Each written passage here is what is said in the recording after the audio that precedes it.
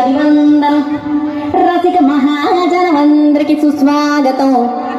సమయం ఏడైంది, సాయంత్రం వేడైందిగిలిగింతలు ఆ పక్క మంచం మీద మా దాసు బావ, ఈ పక్క కుర్సీలో కత్తి లాంటి ఆసీనమైన మా రమోల డాన్సింగ్ పార్టీ వారి అభినయ హేళ.